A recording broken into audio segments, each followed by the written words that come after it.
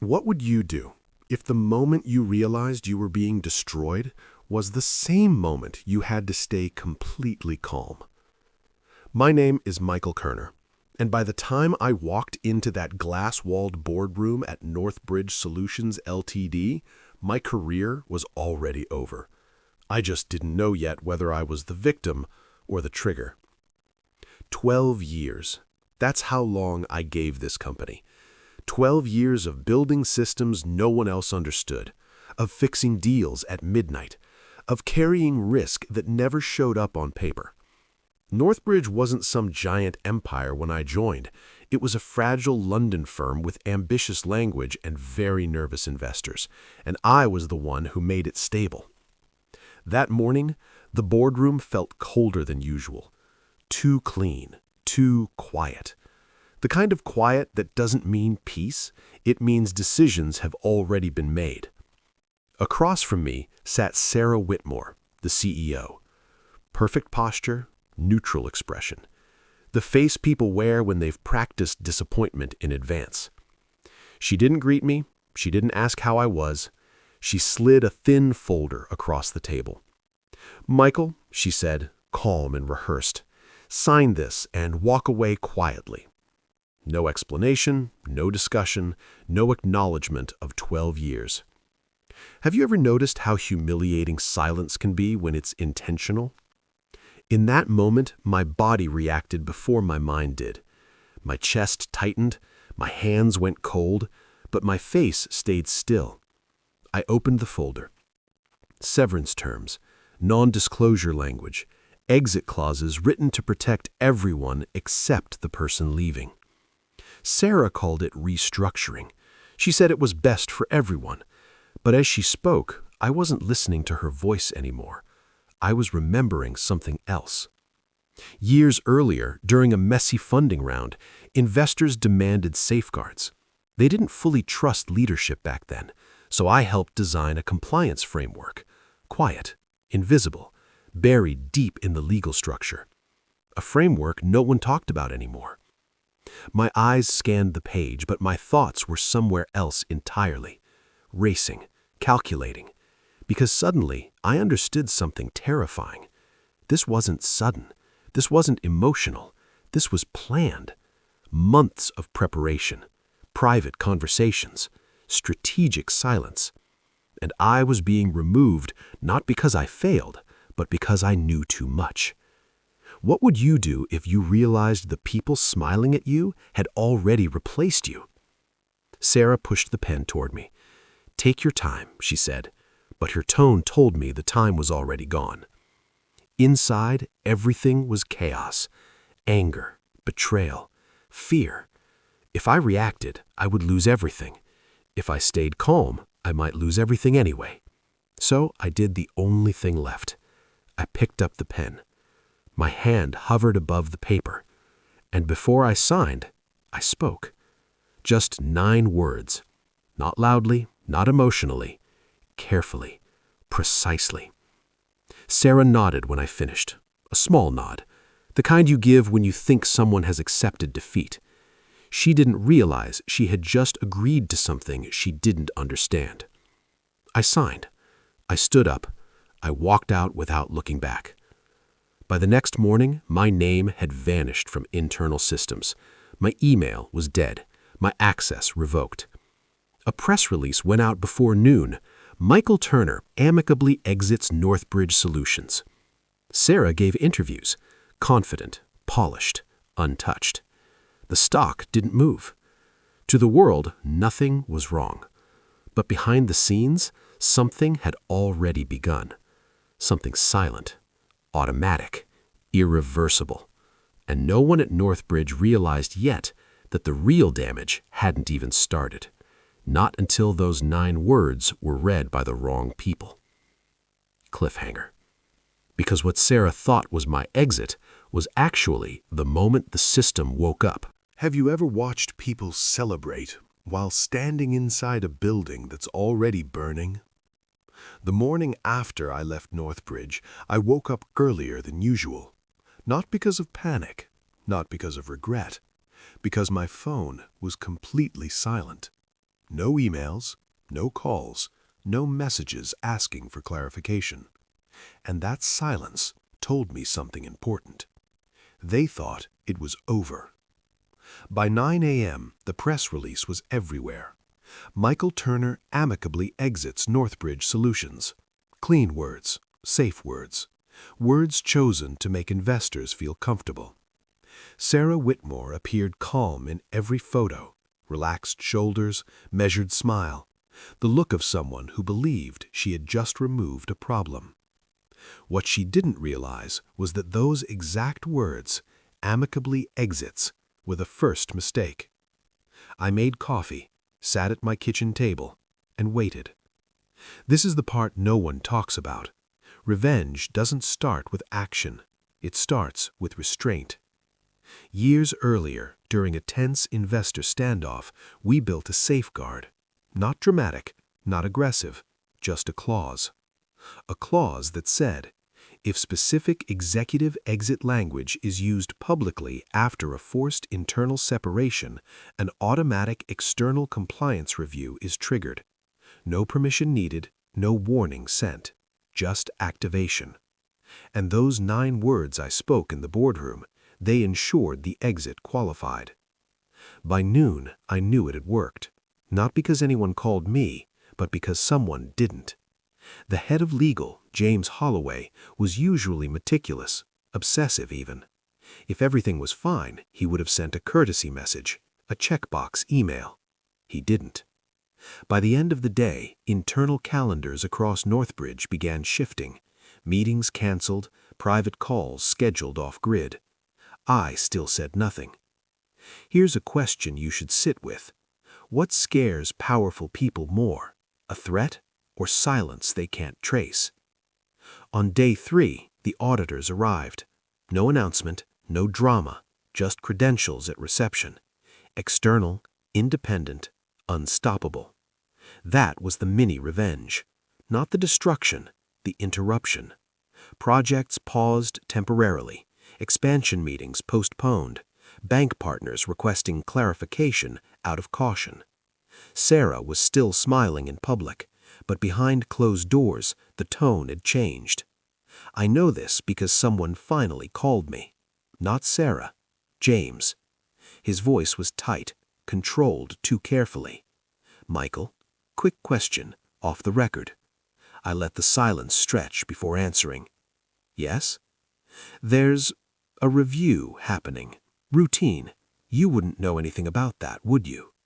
I smiled for the first time in days. James, I said calmly, I signed what you gave me. That was it. I didn't explain. I didn't accuse. I didn't threaten. When the call ended, I knew 2 things for sure. First, they were already afraid. Second, they still had no idea how deep this went. Because the audit wasn't looking at surface numbers. It was looking at structural decisions, past risk disclosures, executive compensation pathways, things tied directly to Sarah, things she assumed no one remembered. By the end of the week, investor calls were no longer polite, they were urgent. And time, the one thing Sarah thought she controlled, was now running out. What Sarah didn't know yet was that the next phase wouldn't ask questions, it would issue conclusions. What happens when powerful people realize they're no longer in control of the timeline? By the second week, Northbridge stopped pretending. The language changed first. Words like routine disappeared. They were replaced by phrases like ongoing review, temporary safeguards, pending clarification. That's how fear speaks in corporate settings, polite on the surface, panicked underneath. I still hadn't said a word publicly. No statements, no posts, no former executive comments. And that silence was doing more damage than any accusation ever could. Every morning I checked the stock price, not because I cared about the number, but because I cared about the pauses. Trading halts don't happen loudly, they happen in whispers. Behind the scenes, departments were being asked questions no one had prepared for. Why was this risk classified as low? Who approved this expansion without external verification? Why were executive exits structured this way? Questions have weight, and once they start falling, they don't stop. Here's something most people don't understand. Audits don't destroy companies. They expose time. Every rushed decision, every shortcut justified by confidence, every moment leadership assumed no one would look too closely. Sarah Whitmore was still doing interviews, still composed, still confident, but her eyes had changed. You could see it if you knew what to look for. The delay before answering, the careful breathing, the way her hands stayed unnaturally still. Confidence doesn't freeze, fear does. Inside Northbridge, loyalty began to crack. Executives stopped copying each other on emails. Legal started documenting conversations that used to be verbal. People weren't asking, "How do we fix this?" anymore. They were asking, "Who signed off on this?" That's the moment a company turns inward. I received another call. This time it was Eleanor Price, a board advisor I'd worked with years earlier. She didn't waste time. "Michael," she said, "this has gone further than expected." I stayed quiet. "They're reviewing decisions from years ago," she continued, "decisions you were involved in." I finally spoke. "Eleanor," I said, "am I being accused of something?" A pause. "No," she said carefully, "not yet." That word hung in the air. Yet. When the call ended, I understood the shift. This wasn't about removing me anymore. This was about survival. And survival changes people. Inside the company, timelines were being rewritten. Emails were disappearing. Memories were suddenly unclear. Because when fear grows, truth becomes dangerous. Ask yourself this. If everyone around you starts protecting themselves, who do you think they'll sacrifice first? By the end of the week, Sarah stopped appearing in public. No interviews, no conferences, no reassuring smiles. The CEO who once spoke effortlessly was now silent. And that silence told me everything. Because the audit had reached the part no one could spin. Executive accountability.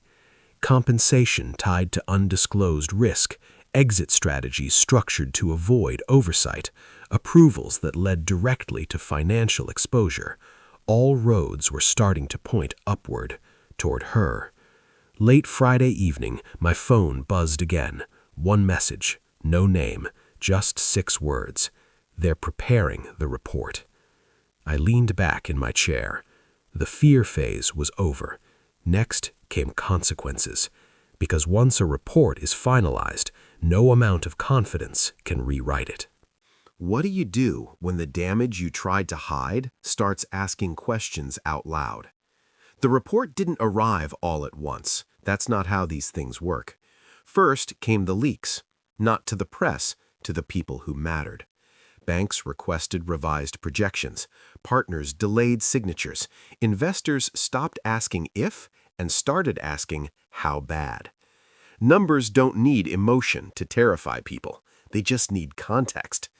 Inside Northbridge, the tone had shifted from concern to containment. Legal teams worked late. Emails were marked privileged. Meetings happened without calendars. And Sarah Whitmore, the woman who once controlled every room, was no longer at the center. I heard this from someone who shouldn't have called me, a senior operations director, voice low, nervous. "They're restructuring leadership," he said, "temporarily."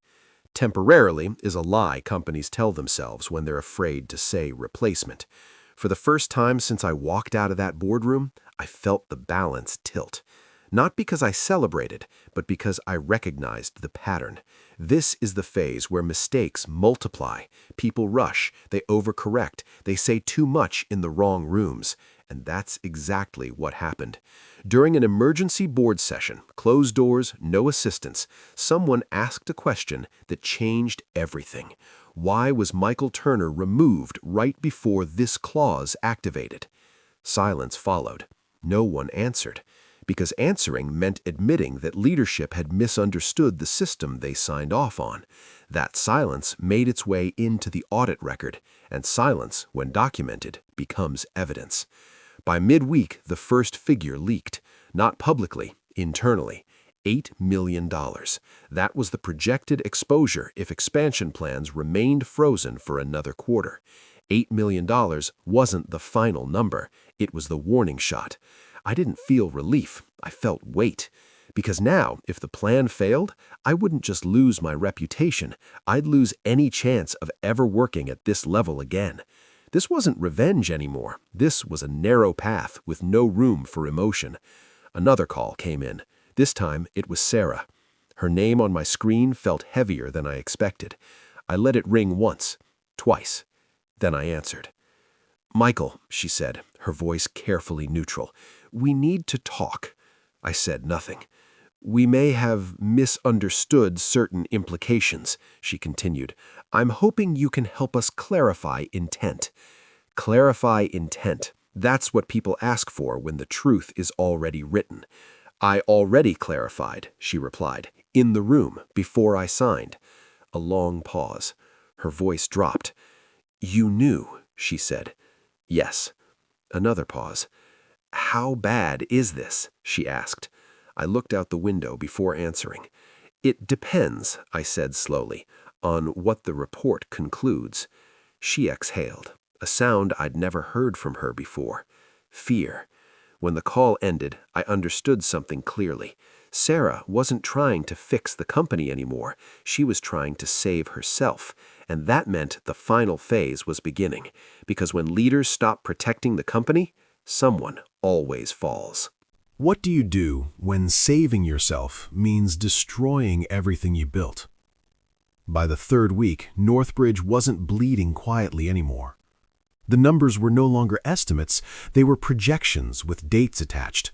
Contracts paused indefinitely, expansion officially frozen. Key clients began inserting exit clauses of their own. Fear had a schedule now. Inside the company, people stopped pretending this was temporary. Desks were cleaned out at night. Executives avoided elevators together. Every conversation felt recorded, even when it wasn't. The audit team stopped asking questions. They started issuing requests. Documents, approvals, signatures, things that leave fingerprints. The projected loss climbed again. 12 million, then 15 million. Each revision tightened the room. The board convened in emergency session after emergency session, and every one of them circled the same problem. The report wasn't accusing the company. It was isolating decision-makers. And the closer it got to the final draft, the fewer names remained untouched. Sarah Whitmore was running out of places to stand. I could feel it in the calls. Not to me, around me. People I hadn't heard from in years were suddenly checking in. Old allies spoke carefully. Old rivals spoke kindly. That's how you know the ground is unstable. Then came the attempt. Late one evening, Sarah asked to meet in person. Neutral location, no lawyers, just conversation. I almost didn't go, but I needed to see it. She looked different, still composed, but thinner somehow, like confidence had weight and she'd been carrying it alone for too long. "This doesn't have to end like this," she said. I didn't respond.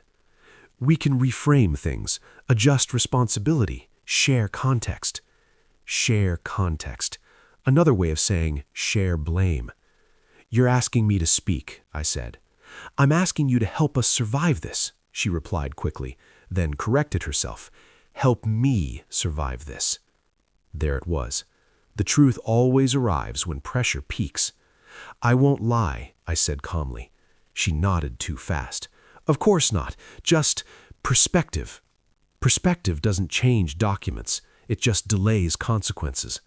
I stood to leave. "If the report lands the way it's heading," she said quietly, "the losses could reach 20 million. That number hung between us, not as a threat, as a confession. I looked at her. "You should have understood the system," I said. "You approved it." Her eyes closed for half a second. "I didn't think..." "That's the problem," I said. "None of you did." When I left, I knew the final turn had begun. Because once leaders try to rewrite reality, the system responds. The next morning, the draft report was circulated to the board. Not final, but close enough to break people. Findings were clear. Risk misclassification, failure of executive oversight, strategic removal of internal control prior to exposure. Language that doesn't shout, but destroys. The loss projection settled at $20 million if corrective action wasn't immediate, and corrective action only pointed one way, toward the top. That afternoon, the board scheduled a final meeting. Mandatory attendance, no delays. I wasn't invited. I didn't need to be. Because this was the moment everything I stayed silent for would finally speak. When that boardroom filled again, someone was going to walk out without a future. Have you ever noticed how the loudest consequences arrive without making a sound? I wasn't in the boardroom that day. I didn't need to be. But I know exactly how it felt. Have you ever noticed how the loudest consequences arrive without making a sound? I wasn't in the boardroom that day. I didn't need to be. But I know exactly how it felt. The long table, the closed doors, the report printed and waiting. No speculation anymore, no interpretations, just conclusions. The audit's final language was surgical. No accusations, no drama, just responsibility. The numbers were confirmed. $20 million in losses, frozen expansion, shattered investor confidence, a company forced to explain itself to people who no longer trusted it. And one name appeared again and again. Not mine. Sarah Whitmore. Executive oversight failure, strategic misjudgment, improper handling of internal governance structures. Nothing criminal, nothing loud, just unforgivable. By the time the meeting ended, the decision had already been made. Sarah didn't argue. She couldn't. There are moments when even the most powerful people realize they've run out of language. She resigned that afternoon. The press release was brief. Leadership transition, mutual agreement, best path forward. The same clean words she once used on me. But this time, the market reacted. The stock dipped, then stabilized. Lower, smaller, cautious. Northbridge survived, but it was no longer ambitious, no longer confident, just careful. Weeks later, I received one final message. Not from Sarah, from the board. They thanked me for my professional discretion.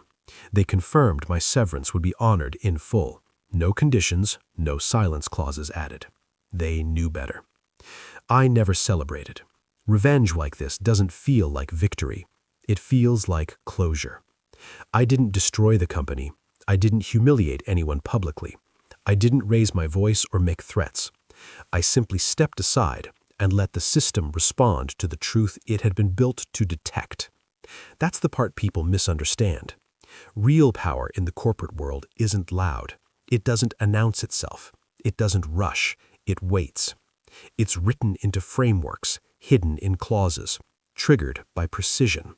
And sometimes all it takes is 9 carefully chosen words spoken calmly at the exact right moment to cost someone $20 million and everything that came with it. So here's the question I'll leave you with. If silence was your only weapon, would you know when to use it? Because the most dangerous people aren't the ones who shout. They're the ones who understand the system well enough to let it speak for them.